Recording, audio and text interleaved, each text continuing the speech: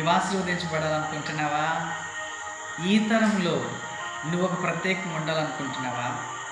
తక్కువ కాలంలో ఒక ఘనమైన వైరాగ్యమైన జీవితాన్ని జీవించాలని ఆశపడుతున్నావా? అయితే నీ జీవితంలో మొదటిగా నిన్ను నీవు పవిత్రపరచుకో.